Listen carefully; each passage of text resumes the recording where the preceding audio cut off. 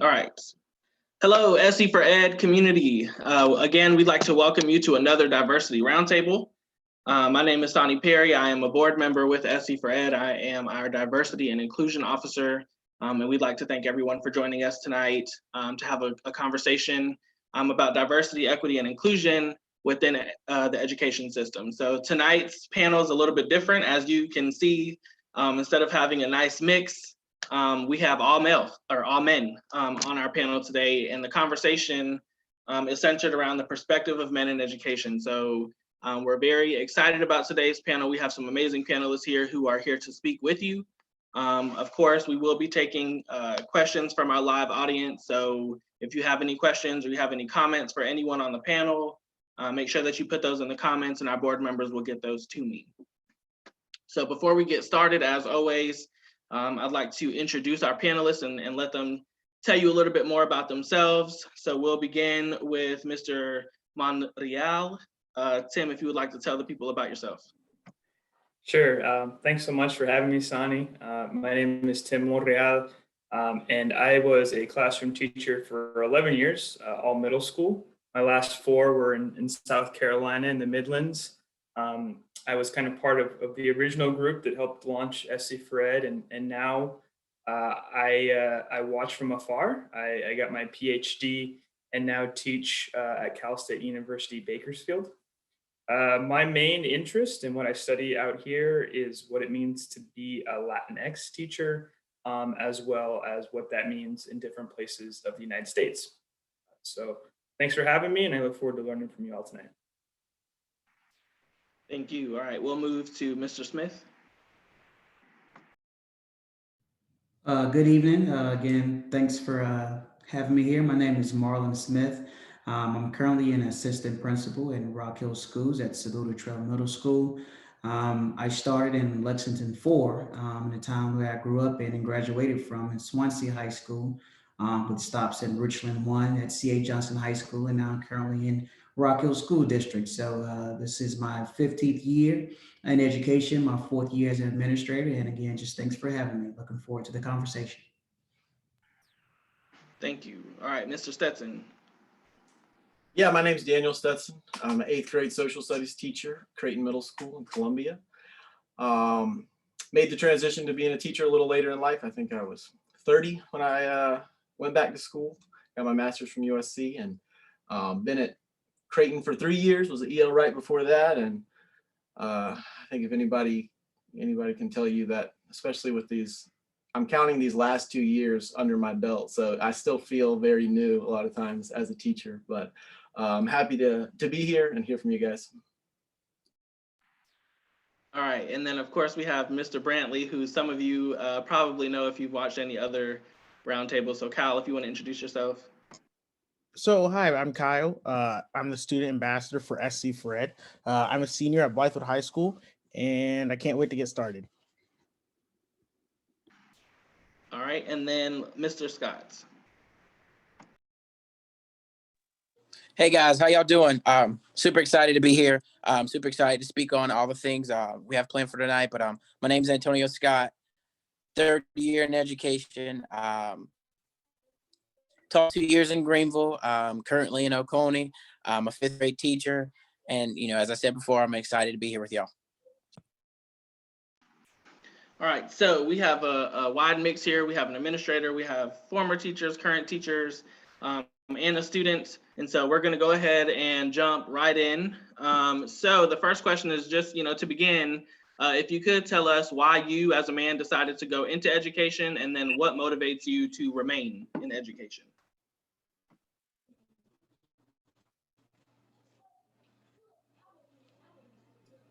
I'll be happy to decided. Oh, go ahead. I decided. Oh. I decided to go into education because I knew I wanted to work with kids, and and I knew I could do that. Within 4 years, get a 4-year degree, and still making a difference. What motivates me to remain in education? Student loans. Hopefully, they'll get paid for. But I just enjoy what I do. I love being able to say, I impacted a child's life, in some form or fashion.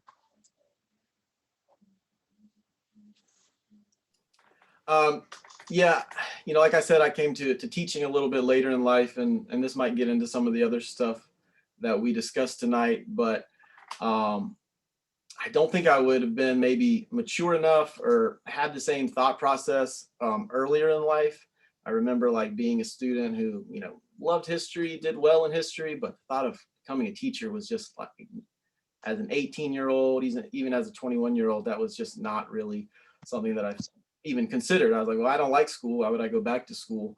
But then later in life, I was looking for a change, and the job that I was at had, very little interactions with young people. But then once a year I would go and I would attend this event and work at this event with young people, and it kind of made me think like, this is my favorite thing that I do each year. Like, I'd like to get more of that. And it was a creative type of job, but I kind of like, after a couple of years of doing it, the creativity was gone, and I was looking for something where I felt like, I could maybe use that creativity that I enjoyed using.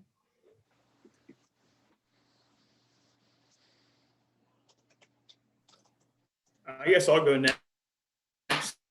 I don't want to carry on with awkward silence. I hated school as a kid. And through high school,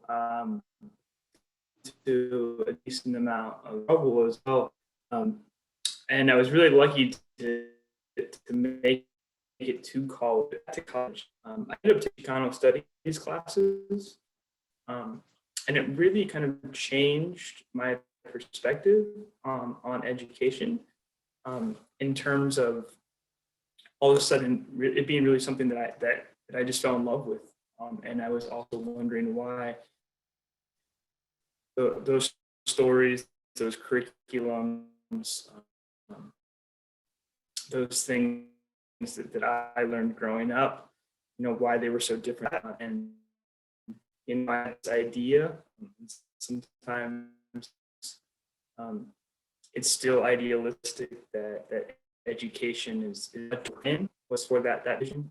And I stay because I think it is one tool for a broader vision of social change and justice in this country.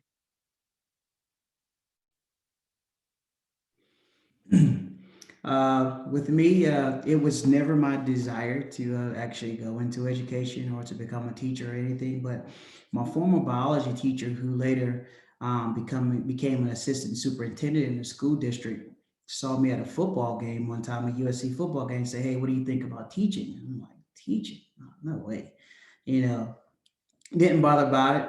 Funny thing was, a year later, I ended up seeing his same assistant superintendent at a USC football again. And he said, "Hey, man, I have a position that I think is going to come open, and I think you ought to come in and check it out." So I'm like, all right, how hard can it be? So I go in, I'm probably 22, 23. I go into a high school. I'm definitely like, no, this is probably not a good idea for me. Like, I feel like I'm still in high school a little bit. Like, it wasn't a huge gap between them. And so I kind of took some time off, even went into like the wastewater plant. And then finally that call just kept pulling on me like, hey, you have a way with kids. You have a heart for kids. Why not just give it a shot? And I actually ended up just going back there, a couple years later, and got into it and realized that the impact that I had, not only of kids of color, but just kids in general. And so that kind of forced me to stay into it, and even more so look further into getting into the administrative role, because in your classroom, you have the tendency, it's like a lottery. You impact those kids who will come into your classroom. But as you go up the ladder and you go into the administrative roles, you then begin to impact more students in the building.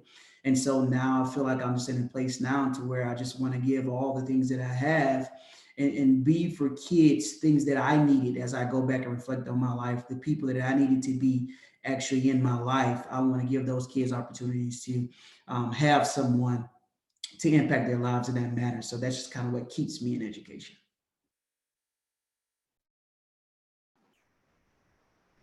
All right, so for one, I would just like to say thank you to all of you for going into education.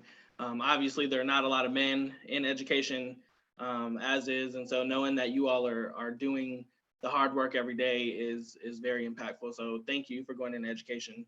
One of the things that you all kind of brought up is the impact you have on kids and the love to work with kids. So the next question kind of goes into that. Studies have shown that men have a large impact on student success.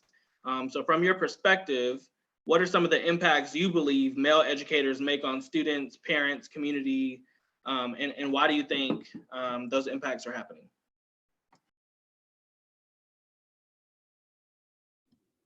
I can speak from a student perspective of why men are so important to the educational field. So every student needs someone to look up to. Uh, Whether if you're from the poorest school district from one part of the country in Bakersfield, California, or whether if you're in the richest part of the country, which is somewhere in the eastern side of the United States, every student needs someone to look up to as a role model, especially if it comes to specific things such as how to tie a shoe or how to tie a tie for a special event. And quite frankly, even alone, if I saw Sonny reading me a book at the age of 7, he alone, me as a dude, can realize and relate that my love of literacy can be considered uh, normal in this world. Instead of people picking on me saying, reading is what women do in the school place. That's what can influence the life of a student. Yeah, I like what Kyle said there, and it was, I know we're going to talk more about, the studies and things that'll show up in test results, but some of those things it's hard for me to completely, wrap my mind around what about being a man is helping with that kind of stuff. But I do feel more purposeful, or at least things that I feel like I have more control over is like showing my students like an idea of masculinity and what that is, because I think so many times they come in with these preconceived notions of men don't do that, or a man that likes this would not also like that. And so, and I don't think this is a thing that is just important with my male students. I hope my female students will be able to see like Mr. Stetson can talk with anybody about football from Sunday, but he also likes to read these books or anything. I mean, I know that's an oversimplification, but just this idea of these students come in with this idea of what is a man and what should they look like or act like. And I think we can all agree that we don't want to box ourselves in, but we also want to show students that especially when it comes to education, that this isn't a female thing. School, being good at school, loving to learn, all of those things are just as open to our male students as our female students. Right, and kind of just piggybacking off what Kyle and Mr. Stetson has said, it's like in my perspective, it's about representation. As a male in education, depending on, like you say, what level you work at or what places you work at, you become a representation of so many different things that are not just missing or things that are present in one's life. A lot of times in my life, I had a lot of strong males in my family coming up, but when I got into the educational system where I spent most of my time, that was lacking if it wasn't a coach or if it wasn't, to be honest, a custodian. So I think a lot of times we get caught up in thinking that, you feel a void for a kid that doesn't have a dad or someone who doesn't have that male father figure, but it goes both ways in terms of like, I spend majority of my time at school, but all my representation of masculinity of male doing things in that manner is at home. So I'm still have that void. And so it's just that representation, understanding that you can have that impact, and whether you know it or not, they watch you. So it's understanding the impact that you have and then using it in a manner to kind of like impact kids. Like, for example, Monday through Thursday, you may see me in but on Friday, I got on my J's, I got on my jeans, I got on my Ralph Lauren, because now I understand that there's always a pull on our kids. There's always someone in society or something in society that's always pulling our kids. And so we need to counteract or counterbalance that actual pool by having that impact on our students in the building.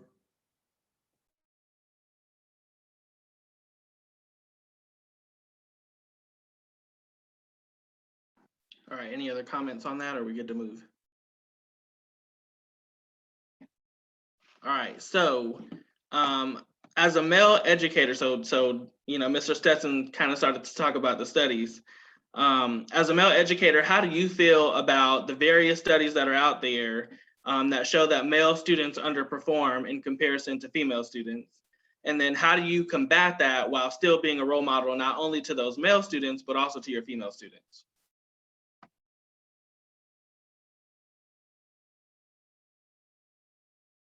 I know that's a tough one. Everybody's like,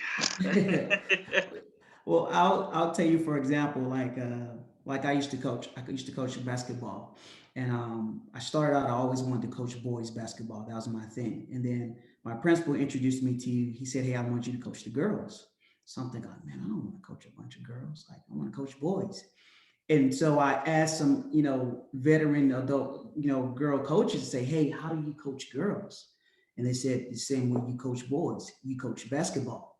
So my mindset going ahead is that I don't necessarily go in and say, "Hey, I know our males are struggling. I need to put more emphasis on them." I want to teach kids. I want to impact kids, and in impacting kids. Now, regardless of whether they're male and female, I try to catch as many of those that go through the gap and fall through the gap as possible. Because I think in education, too many times when we focus too much on individuals, we still leave individuals behind.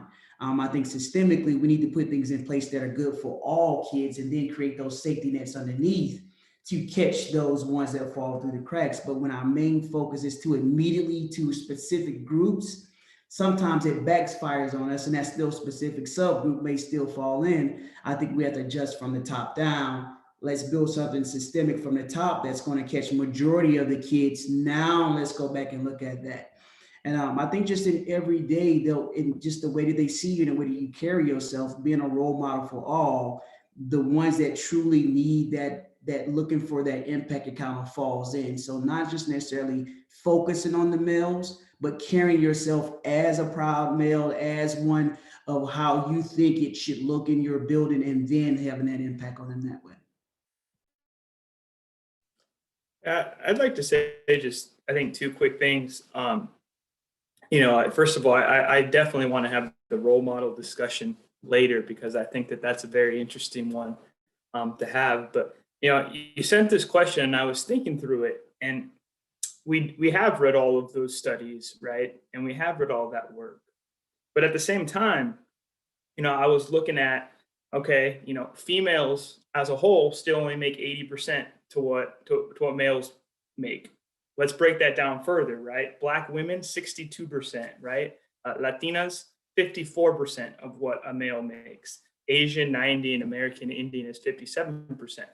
So I guess what I want to kind of, problematize a little bit is like performing what, how, where, right? How is it that as males, we're not necessarily performing in school, but we're still doing better in terms of, job placements in certain places? Or so, I think that these conversations are very nuanced.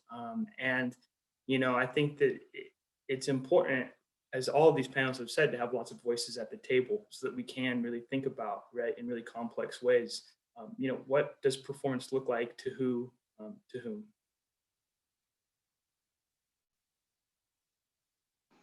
Absolutely. And I would just say from my perspective, obviously I'm a teacher, but I also have my degree in administration, and I do a lot of leadership things, not only within schools, but within the state. I do think that we see, men are underperforming on standardized tests, but I also, I agree with what Mr. Smith said. I think that we focus so much on how do we get them to perform on tests, but we forget that education is more than just a test, right? We're doing so much more than just preparing students to score well on a test. And I think sometimes if we focused on all kids and we focused on just basic needs before we started focusing on the testing and how do we make sure that you understand the questions and all those little things, if we focus on what students need to be successful just in life, not only would we change some of those dynamics for our male students, but we would change them for all students. And I agree. I don't necessarily think that I focus more on my male students or my female students. I would say I focus on students that were more like me, right? Kids who may be behaviorally challenged, students who may, just kind of blow off things because I don't feel like doing this right now. Those are the kids that I harp on because I see the potential that you have, and I don't want life to get in your way. So I appreciate all of those questions. Antonio, you had some glitches. Is there anything you want to add to that question? You're muted.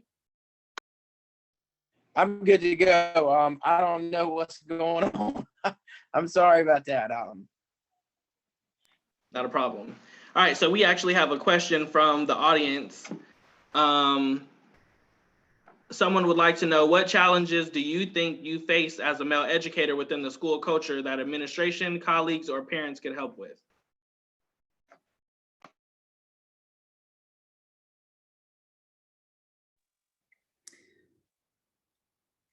From an administrative standpoint, I think the key is, like, I believe in community schools, right? So I grew up in a small town where the community was the school. Like, somebody's aunt was the cafeteria lady, somebody's sister drove the bus. So there was like, the village raised the kid. Like, it was no, hey, you can't talk to my kid like this. No, then you had to be removed from the village. Like, the village was one. I think we kind of gotten away from that whole process. Is like, no, the village raises the kids. So from an administrative standpoint, one thing I always like to see is, and what we can help is, we need you more beyond elementary school. You walk into an elementary school sometimes on parent night, man, you can't get in. It's almost like, what is this, the biggest party going on? But the more you go up, I thought it was just high school, but even in middle school, man, sometimes our numbers, I'm like, yo, we saw 4 parents tonight. We got 300 kids in this grade level. So from that standpoint, we need more interaction. Like, we need men, we need women, we need uncles, cousins, brothers, just some form of your time, even if it's just a phone call to check on your nephew, or, hey, here's a box of Kleenex. We just want to see, just make sure we're thinking about you guys. Or sometimes, even if it's just, hey, if there's anything that I can ever do, give me a call. I think that's the biggest piece. Like, the community needs to be more involved, especially not as just when things go bad, but just asking questions. How are you guys handling this? How are you guys working on that? What can he do in the off time? My kid is struggling with this. How we do all those things? Just that community involvement just is a huge impact on actually helping those kids get beyond us just teaching the test. Because I can promise you, your teachers are teaching your kids more than science or math or social studies. They're going beyond the books in everyday lessons. So it's important that we just be a part of that process.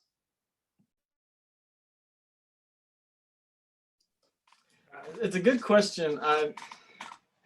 Maybe I'll just take this question as my opportunity to say that, we're talking about males in the teaching profession because, there are many more females than males. But I just wanted to say, like, while we might be a minority in numbers, I wouldn't say that I don't feel like discriminated against in the workplace.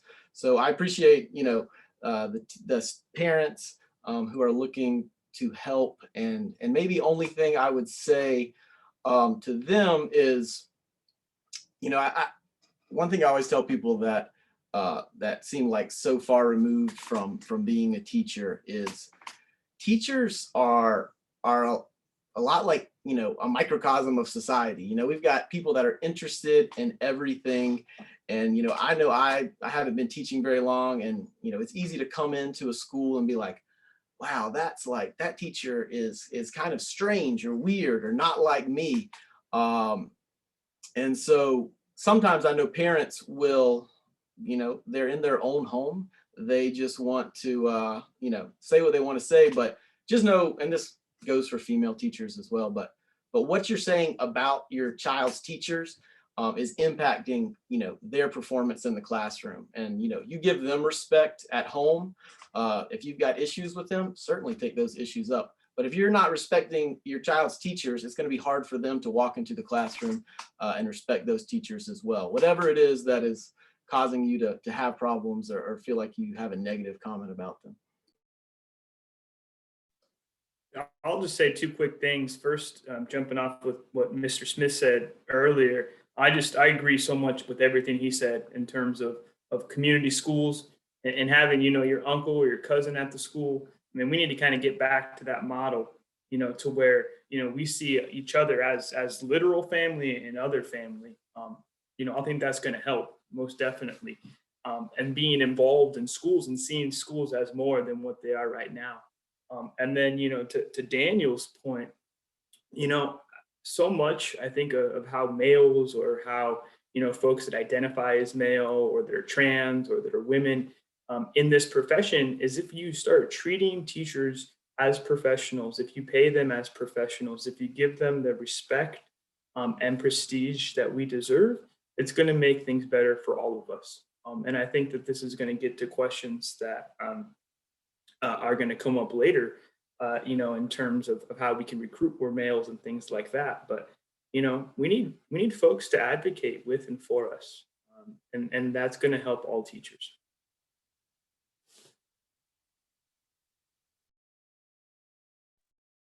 Absolutely. I would say for me as a teacher, I agree with what Mr. Stetson said. I don't really feel like I'm ever discriminated against necessarily. I think sometimes some of the challenges that I face are expectations. Because I am a man, you think, especially when it comes to being a disciplinarian, you feel as though I can discipline all of your children and this is more towards colleagues, but if you're struggling to discipline a child, you tend to lean on me for that kind of help. But I don't really feel like that's discrimination. You just feel like maybe either I have a better rapport or maybe they listen to me more, whatever the case may be. But I would say that's been the largest challenge for me, especially working in some of the tougher schools that I tend to see. And I would just say, especially to other teachers,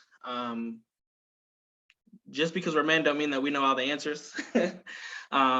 Especially when it comes to discipline, there are some kids where, their discipline may stem from what's happening at home, or it may stem from frustrations with their friends or whatever the case may be. So sometimes, having conversations with your kids, because I'll be honest, that's how I handle discipline. I just talk to my kids and figure out what's going on. Having those honest conversations with your kids and just saying like, hey, I'm trying to be on your team. Like, how do I help you be better here? How do I help you succeed at life? Those conversations go a long way.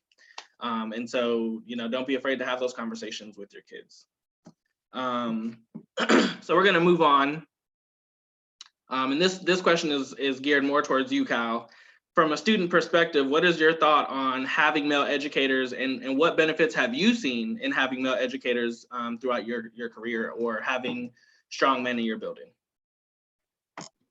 So I know there are a lot of benefits to having men as teachers that I've actually noticed in my personal educational life. Quite frankly, when there's a student and there's a male teacher, I don't know what happens, but there's some sort of special bond and connection that occurs between a male teacher and his students. Back to what Mr. Smith said, on the weekends he's wearing polos, Jordans, and jeans and whatever. That's sort of the same as teachers and students. The students have special interests such as football, baseball, soccer, volleyball, or even politics, for what that is. And when a student has a male teacher with the same interest, it creates a special bond of some sort. Now, the only reason I believe this, and I know this personally, is because I had a teacher, I gave him a run for his money, but because the bond we had was so strong, the student-teacher bond that we had that was so strong, he was one of the first teachers that ever said out loud and declared to me that he wanted to see me succeed in all efforts. So it creates a special bond of some sort.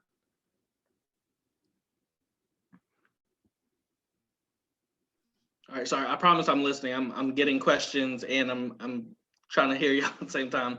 Okay, so one of the questions we just got, and I think we all knew this was coming, it kind of goes to one of the questions that we sent you. How do you think we can inspire more men to teach? And do you feel that there are barriers that are preventing men from becoming educators? What are they?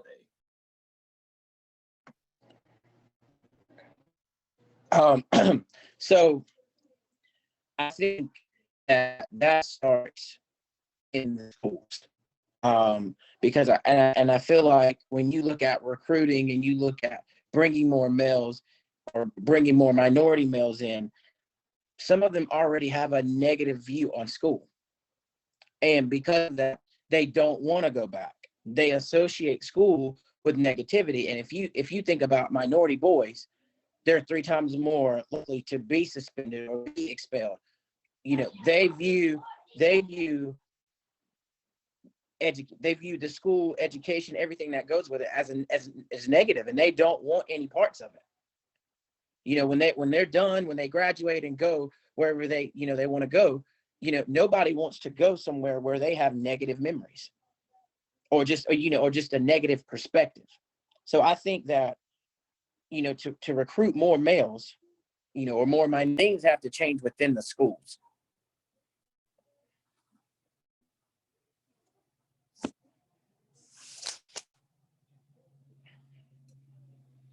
Yeah, I'm gonna both, say absolutely, to what was just said, but also just reiterate, what I said earlier. The best way that we can recruit more males into teaching is to make teaching a better profession for everybody. And a lot of that's going to come back down to pay, but it also comes down to structural and systemic factors that are racialized, like we was just said, that are gendered as well.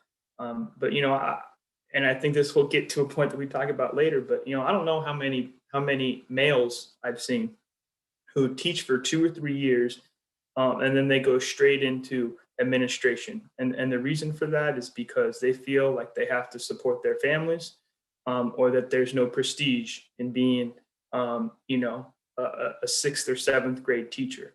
So, if we can change the discussion to be like, hey, we need to pay teachers well. They are professionals, and they're having big impacts. It's not only going to retain and recruit more teachers, but it's going to have better impact on our youth in the schools.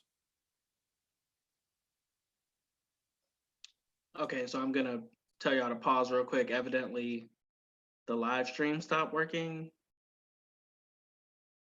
So I had to stop the live stream. I got to start it again. I don't know what happened. Sorry, y'all. People blowing my phone up. I'm like, what are you talking about?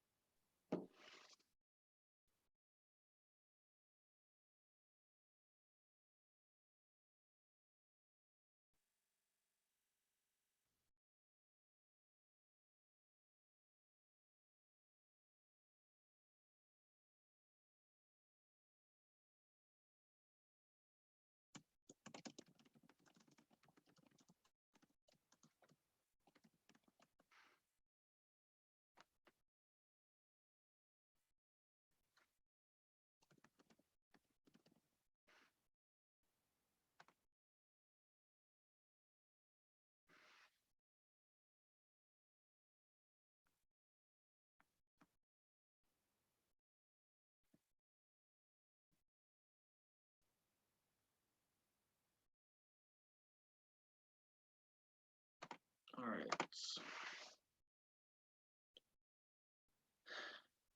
I think.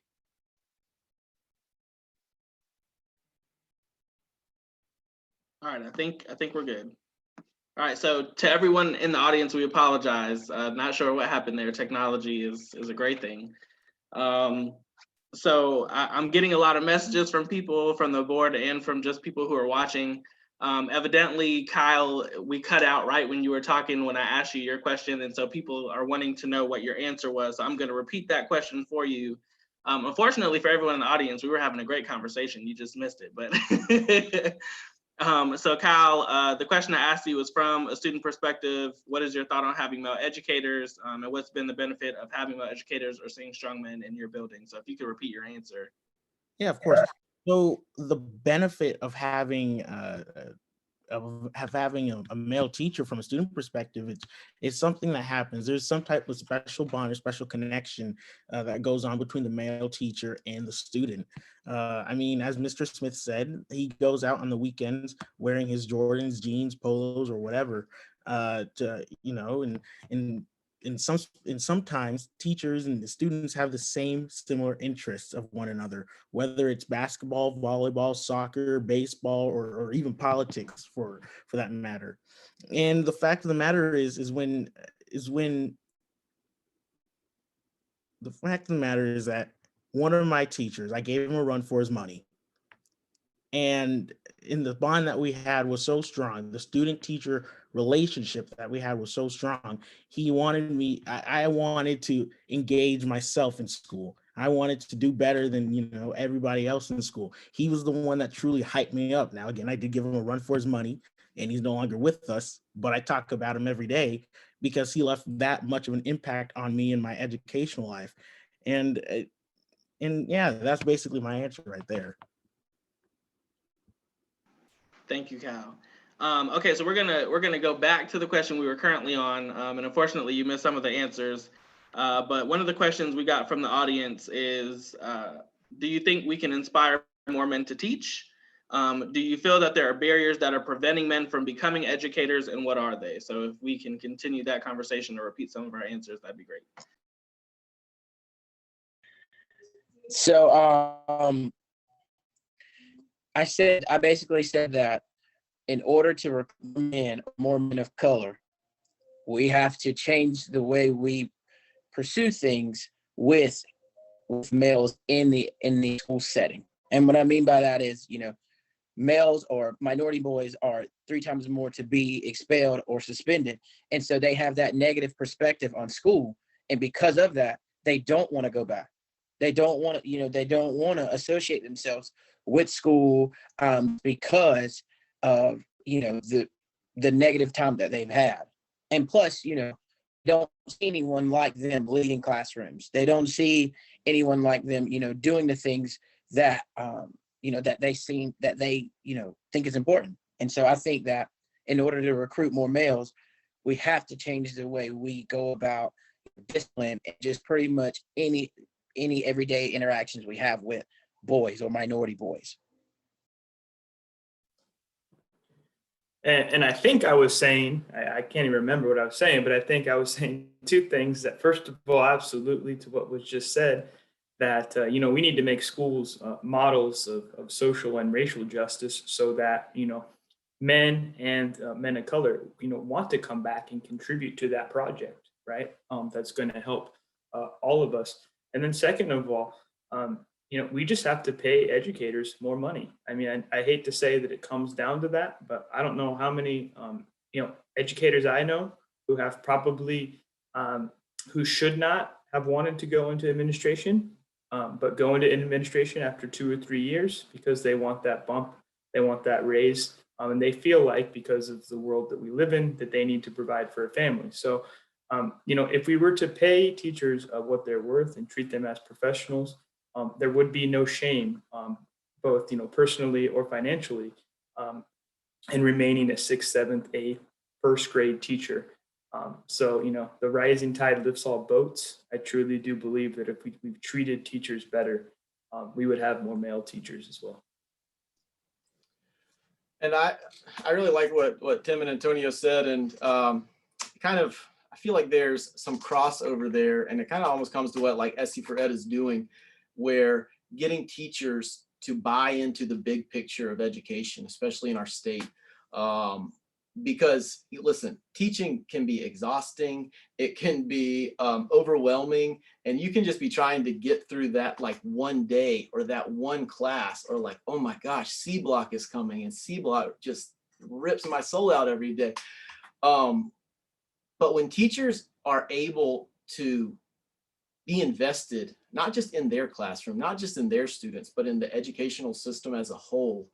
I think it gets to Antonio's point. We have a completely strange setup here where we have these people in our office space for 12 years. And like he was saying, if they hate being in that office space, they're not going to want to come back. If they feel like they're being treated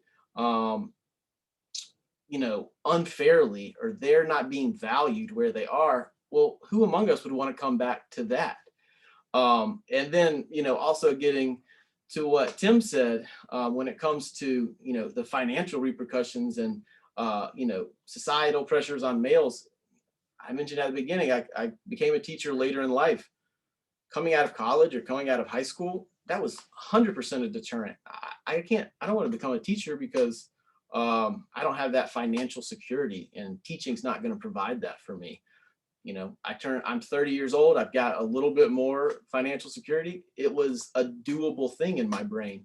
So I think both of those things, kind of overlap in the sense of getting invested in our entire system, not just your class, not just your well, I guess we more of like a 8 to 3, but it matters. And, and it's hard to have that big picture mindset, but if we can all try to have more of it, I think we can see the benefits of it. Absolutely. And to the audience members, I'm not sure who asked that question. I'm trying to watch both, but everything that has been said, it has been what I would say facts. If I'm talking to my kids, like, that's facts, right? So I think the best way I can put this really is again looking at what kids are going through while they're in school. Right? If we are supporting our kids and we're making school a place that they want to be, where they feel supported, they don't feel like they're being judged, they don't feel like their background is a hindrance to who they are or who they may become. If we just love them for who they are and we show them better ways, or we show them other outlets, instead of judging where they come from or some of the dumb mistakes they have made, because I've made stupid mistakes, I think we all have. But if we don't allow those things to paint a picture of this kid, and I've seen it, I've been in education for 6 years. I've seen it where, a kid may come from a rough family, or they come from a rough background, or they did something really dumb, and they get this label, and it's almost impossible to take that label off of them. I think if we stop doing that and we just, accept that people are going to make mistakes, but it's our job, right, as the leaders and the guiders of these children, to help them improve themselves from what they've done. Then kids would look at school as a place where, I can go and be myself. There are people there to love me and support me. And then they'd want to go back and do that for others. That's why I got into education. I had great teachers who helped me see the way. And so I think that's another way that we can recruit teachers, is by allowing school to be a safe haven for people, and not so much a place where we judge, or we, bring the hammer down every single time something happens. We really need to look at social emotional well-being of our students. So the next question I want to go to, it's sort of talking about the disproportionality between men and women in education. So the male to female educator ratio is obviously disproportionate. We've all, talked about that. That's not the one I wanted to go to. Although there are more women in education than men, there are more men in administration and leadership positions in education than women. So why do you think that is, from your perspective?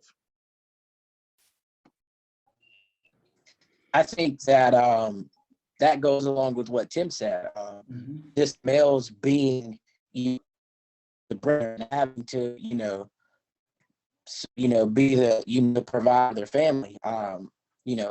Administration allows them to do that. Because depending on districts, and I know it's different, but teachers are looking at maybe $30,000 to $35,000 pay raise, and so whether that one a second year teacher to this, so I think that going into administration, it just allows.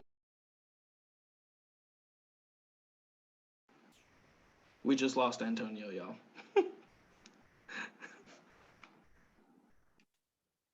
Antonio must be on some of my students' Wi-Fi. Can you hear me now? Yeah, we can hear you. Sorry. But as I said, I just think that it just allows men to be comfortable with knowing that they're gonna have money to be the providers that society calls them to be.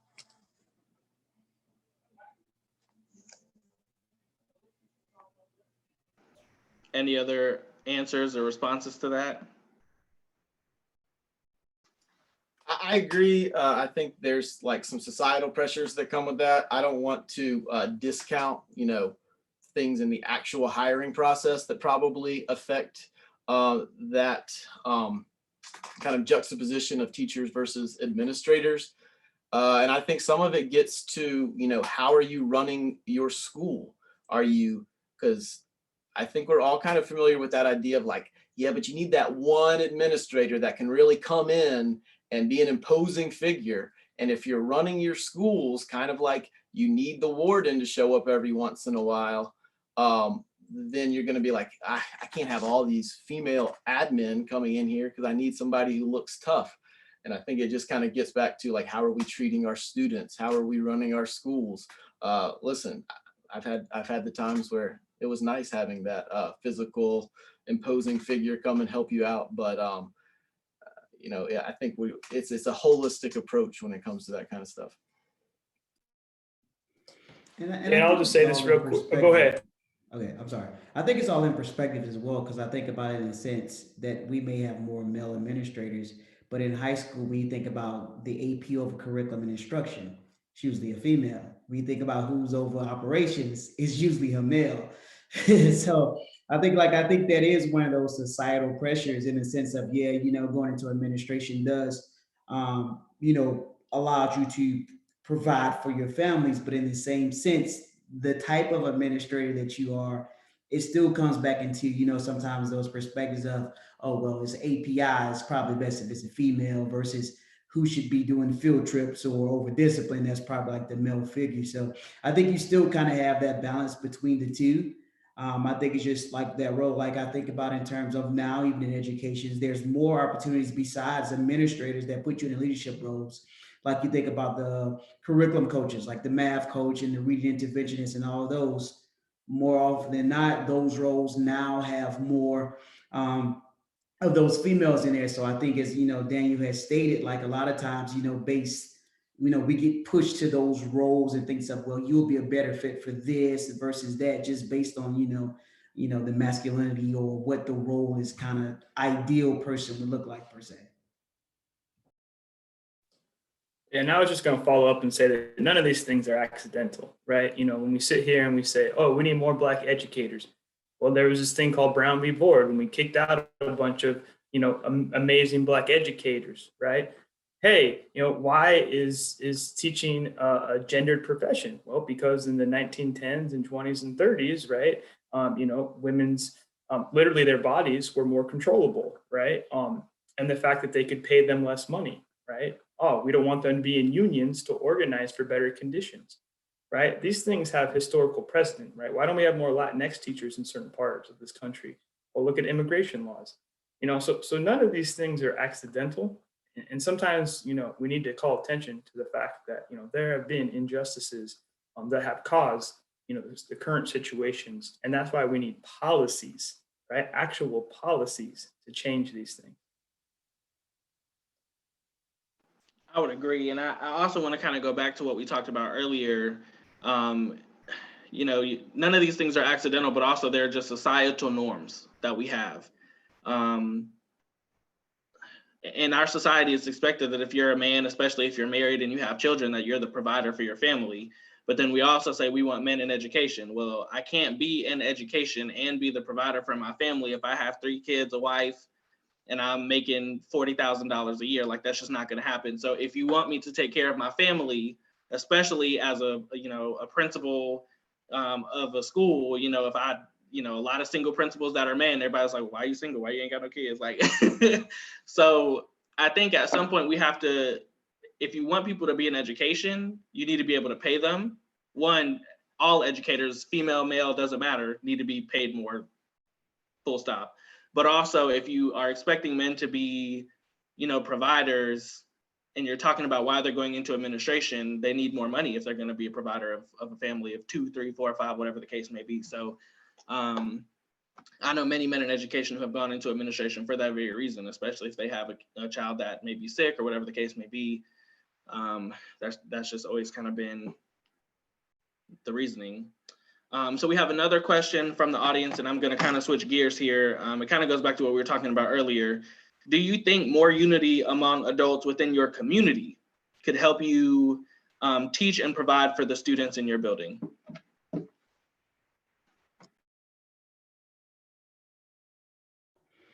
Oh, yeah, most definitely. Like, I can remember when I was coming up, like I grew up in the 80s. I mean, I know it seems so long ago now, but I can remember like when I got into an altercation with somebody at school, like I remember my parents taking me to that kid's house and we had to have a conversation with the mom and the kid, right? Because that was going to be it. Like, regardless of what happened, that was going to be the end of the situation that you had or any beef that you had in between it. That was it. So with communities, I think a lot of times we have to realize that the gateway swings open, like there's no door on it. Like usually what happens in the school spills over into the community, and usually what happens in the community, especially if it happens on a Saturday, the plan is to handle it Monday morning. So by having that community involvement, sometimes we get heads up. And I've had that to where parents call me on, send me an email Sunday, say, listen, I just want to tell you, these kids got into it Saturday night, so it's probably going to be some mess on Monday. I'm gonna keep mine out. So, if you, this kid and that kid, so that helps us get in front of a lot of things versus all of a sudden we can't figure out what's going on. Why are people up in the uproar? Well, then you find out later, well, something happened in the community. So just building that bond, of course, between the community puts everybody in the mindset that our school is going to be our safe haven for whatever happens. I understand that things may happen in spaces that we can't control, but within school, you have people that are on your side that are working with you to make sure, regardless of whatever happens outside of the walls, within school is going to be everyone's sanctuary. That's the one place that regardless of what situation I'm in at home, my kids' needs are going to be met. As Yeah, a I'm just going to student say, who has witnessed many altercations, not only in my neighborhood, but that has taken part in schools too, I appreciate you saying that.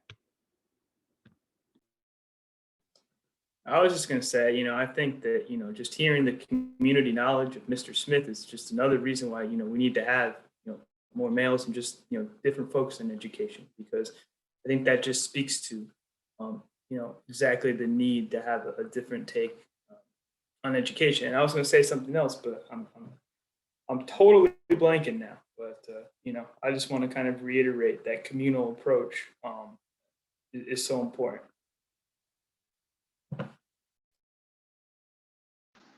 I know what I was going to say now. I was going to say something real quick. As I agree, we need more unity, but unity ain't the same thing as support sometimes. All right. So you need to support educators and support male educators and support educators of color. And sometimes that means that you have to be willing to be uncomfortable, not necessarily unified. So just keep that in mind as well. All right, we're running short on time, but we just got another question from our audience. Is there any way our state or district could implement a program like the AAMA, or African American Male Achievement Initiative, promoting a loving and caring environment given our current teacher white female to student ratio? It's a wonderful way of educating and managing the classroom. Typically, the teacher needs to be an African American male, but I see no reason why current teachers of any race or sex can't implement a new method if education and discipline is built on love. So I'm going to assume the question here is, can our state implement or districts implement a program like that?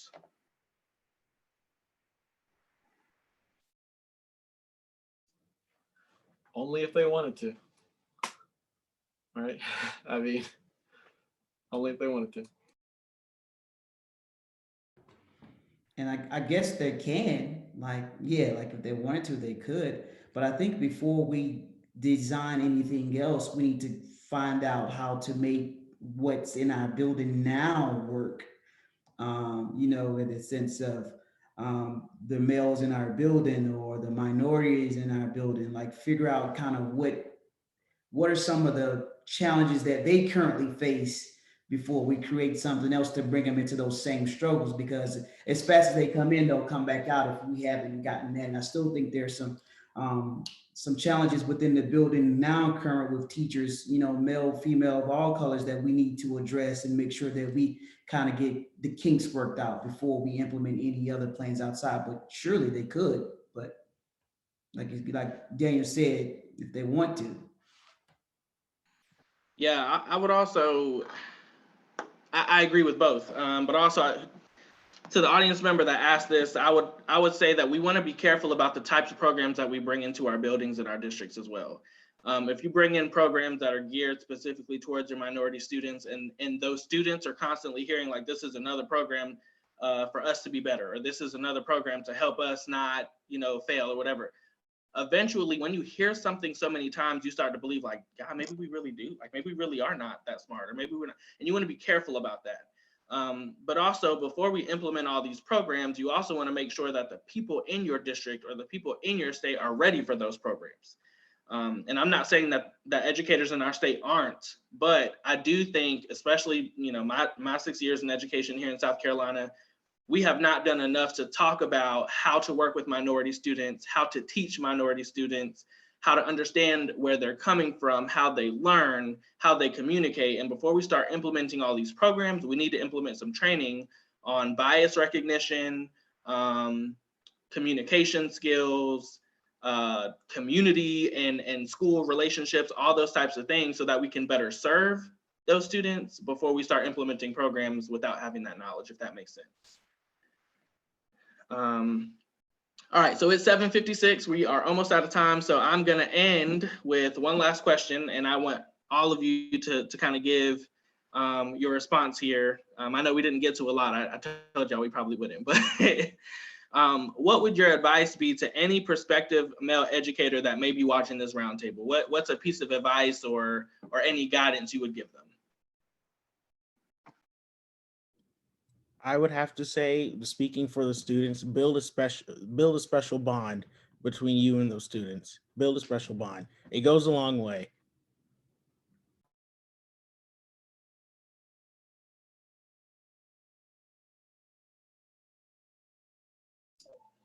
I would say understand the impact. Oh, There you go, Antonio. I would say really understand the impact that you're really gonna have. Going into a profession that's dominated by females, you're gonna automatically add a different perspective, and that perspective, will be the light to a lot of kids. So just really understand the impact that you have and that you're gonna have. And I would say, just from an advice perspective, I don't know if there's a job that's going to amplify your weaknesses more than standing up in front of a group of teenagers or children in general, but they will find them and you will quickly realize what you're not good at. So my advice would be to find a mentor, find someone in your building or outside of your building that are doing it, have been doing it longer than you. That first year can be very intimidating, and I mean, it goes to show how quickly some of these teachers can get out of the profession. So a lot of teachers can shut their door and you just kind of assume they're doing a great job in their room, but the struggles are universal. And so finding someone, since we're specifically talking about men, we're sometimes not the best at seeking out help or admitting those kinds of things. Not me, of course, but other people I know. So that would be my recommendation. Find someone, and if it's another male, great. If it's not, find someone you're comfortable with and comfortable kind of sharing where you need help in becoming a teacher. And I'll just say real quickly, it's worth it. We're needed, whether for whatever reasons, good or bad, we're needed. And then, you know, a third thing, and Daniel said this earlier, but I think we have a tremendous opportunity to really reframe what it means to be a man, you know, not only in education, but just in the world in general. And I think that's an awesome opportunity. I think the last thing that advice that I would give is that you are not just books, butts, and buses. Like learn your craft. Like instructional leadership and curriculum is just as important as those things. And I found that a lot of our male teachers have a lot of opportunities to impact kids more than just those three areas. By combining all those, you really have the opportunity to change students' lives because you can have conversations with students that they typically don't have with other teachers in the building, but you need to be well versed in all of those areas to truly impact kids and not just to a place to where because you're male, you're going to be over disciplined and also where all the bad kids are going to come into your class or yeah, let him put him over the field trips because you know he's a coach. So be well versed in all of those areas so you can truly impact those kids that come across you.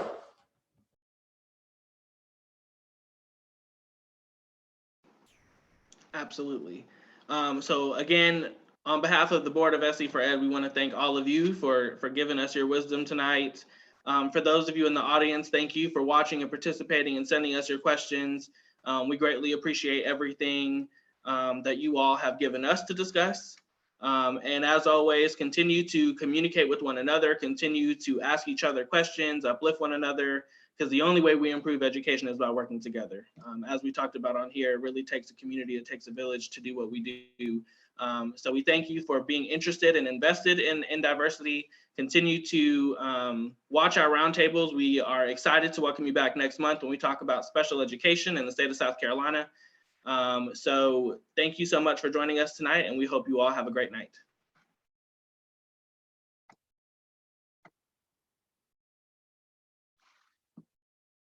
All right, and we are done, fellas. Thank you all so much. Sorry about our technical difficulties. Evidently, we cut out at the end again as well, but it is what it is. It's all So we are going to put these videos on our website